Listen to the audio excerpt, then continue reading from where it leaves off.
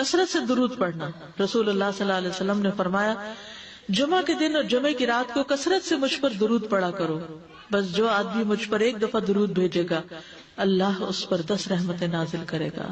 اللہم صلی علی محمد. رسول اللہ صلی اللہ علیہ وسلم نے فرمایا تمہارے افضل دنوں میں سے جمعے کا دن ہے. اسی دن آدم علیہ السلام پیدا کیے گئے, اسی دن ان کی روح قبض کی گئی, اسی دن سور پھونکا جائے گا اور اس دن سب لوگ بے ہوش ہوں گے. اس لیے اس دن مجھ پر کثرت سے درود بھیجا کرو کیونکہ تمہارا درود مجھ پر پیش کیا جاتا ہے. کہتے ہیں لوگوں نے پوچھا یا رسول اللہ ہمارا درود آپ پر کس طرح پیش کیا جائے گا جبکہ آپ کا جسم بوسیدہ ہو چکا ہوگا؟ تو آپ نے فرمایا بے شک اللہ عز و جل نے انبیاء کے جسموں کو زمین پر حرام کر دیا ہے, یعنی فرشتوں کے ذریعے آپ تک درود پہنچایا جاتا ہے. انبیاء کے جسموں کو مٹی نہیں کھاتی, صحیح سلامت ہوتے ہیں ان کے جسم. سورۃ الکہف پڑھنا. نبی صلی اللہ علیہ وسلم نے فرمایا جو شخص جمعہ کے دن سورۃ الکہف پڑھتا ہے تو اس کے لیے دوسرے جمعے تک نور روشن رہتا ہے. غسل کرنا. ہر بالغ پر جمعہ کے لیے جانا ضروری ہے اور ہر وہ شخص جس پر جمعہ کے لیے جانا ضروری ہے اس پر غسل ہے, یعنی اس کو لازمی غسل کرنا چاہیے اللہ ہی کہ کوئی مجبوری ہو. تو آپ اپنا اسکیڈول اس طرح بنائے نا کہ جیسے اگر آپ ہر روز نہاتے پھر تو کوئی مسئلہ نہیں, لیکن اگر آپ ایک دن چھوڑ کے ایک دن نہاتے ہیں تو آپ پھر اس طرح اسکیڈول کریں کہ جیسے آپ منڈے کو نہائے, پھر وینسڈے کو نہائے, پھر جمعے کو نہائے, پھر آپ سیٹرڈے سنڈے اگر نہیں بھی نہاتے پھر منڈے. تو اس طرح آپ جمعے کو مس نہیں کریں گے. یہ نہیں کہ جمعرات کو نہا کے جمعہ کو چھوڑ دیا یا جمعہ چھوڑ کے ہفتے کو نہائے, ایسا نہیں کرنا چاہیے. علماء نے غسل کے حکم کے بارے میں اختلاف کیا. بعض تو کہتے ہیں یہ واجب ہے, یعنی فرض کے درجے میں ہے, اور جمہور علماء یہ کہتے ہیں کہ مستحب ہے, پسندیدہ ہے, افضل عمل ہے. حدیث میں آتا ہے جس نے جمعے کے دن وضو کیا اس نے اچھا کیا اور جس نے غسل کیا تو یہ افضل ہے. صفائی میں مبالغہ ہوتی نا, ویکلی صفائی آپ کو کرنی ہوتی ہے, یعنی جیسے ناخن وغیرہ کاٹتے ہیں یا پھر اپنے زائد بال وغیرہ اتارتے ہیں, تو یہ سب چیزیں اگر جمعے کے دن ہو تو زیادہ بہتر ہے. نبی صلی اللہ علیہ وسلم نے فرمایا جو شخص جمعے کے دن اچھی طرح غسل کرے, اچھی طرح سنوار کر وضو کرے, اپنے بہترین لباس میں سے پہنے, یعنی جمعے کے دن باقی دنوں کی نسبت اچھا لباس پہنے, اللہ نے اس کی قسمت میں گھر والوں کی جو خوشبو لکھی ہو وہ لگا لے, یعنی گھر میں جو بھی خوشبو ہے, پھر جمعہ پڑھنے آئے تو لغو کام نہ کرے, 2 آدمیوں کے درمیان جدائی نہ کرے, یعنی 2 لوگ بیٹھے ان کے بیچ میں گھس کے بیٹھ جائے. اس جمعے اور دوسرے جمعے کے درمیان کے پورے ہفتے کے گناہ معاف کر دیے جاتے ہیں. پھر مسواک کرنا. جمعے کی سنتیں بتاتے ہوئے آپ نے فرمایا اور تم پر مسواک کرنا لازم ہے. اچھا لباس پہننا.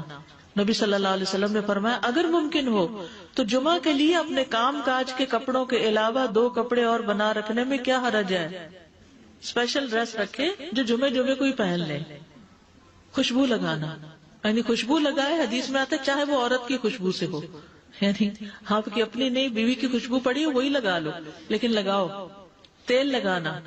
جو شخص جمعہ کے دن غسل کرے اور جس قدر ممکن ہو پاکیزگی حاصل کرے اور اپنے تیل میں سے تیل لگائے یا اپنے گھر کی خوشبو میں سے خوشبو لگائے, پھر نکلے کہ 2 آدمیوں کے درمیان تفریق نہ کرے, جتنی مقدرہ نماز پڑھ لے, اور جب امام بات کرے تو خاموش رہے. اس جمعے سے لے کر دوسرے جمعے تک اس کے گناہ بخش دیے جاتے ہیں. جمعہ کا وقت. سورج ڈھلتے ہی جمعہ پڑھنا. سورج ڈھلتے ہی جمعہ پڑھنا. اول وقت جمعہ پڑھنا, بہت لیٹ نہیں کرنا چاہیے. ایاس بن سلمہ بن عقبہ اپنے والد سے روایت کرتے ہیں, انہوں نے کہا کہ ہم رسول اللہ صلی اللہ علیہ وسلم کے ساتھ جمعے کی نماز پڑھ کر واپس لوٹتے تھے تو دیواروں کا سایہ اتنا نہیں ہوتا تھا کہ ان سے اپنے آپ کو سایہ مہیا کیا جا سکے, یعنی ابھی سورج بہت تھوڑا ڈھلا ہوتا تھا. ہاں گرمی کی شدت میں تاخیر کی اجازت ہے. مسجد میں داخلہ. مسجد کی طرف جلدی نکلنا. تحیت المسجد ادا کرنا. عمر بن دینار کہتے ہیں انہوں نے جابر رضی اللہ عنہ کو کہتے ہوئے سنا کہ ایک شخص جمعہ کے دن مسجد میں داخل ہوا اس حال میں کہ نبی صلی اللہ علیہ وسلم خطبہ دے رہے تھے. تو آپ نے فرمایا کیا تم نے نماز پڑھی؟ اس نے کہا نہیں. تو آپ نے فرمایا کھڑے ہو 2 رکعتیں پڑھو. اب یہ بڑا اہم مسئلہ ہے, مسجد میں داخل ہو چاہے خطبہ ہو رہا ہو 2 رکعت پڑھے بغیر نہ بیٹھو, ٹھیک ہے. اور یہ کیا ہے؟ دراصل تحیت المسجد. یہ جمعے کی سنتیں نہیں ہیں, یہ کیا ہے؟ تحیت المسجد ہے, اور مختصر پڑھی جائیں.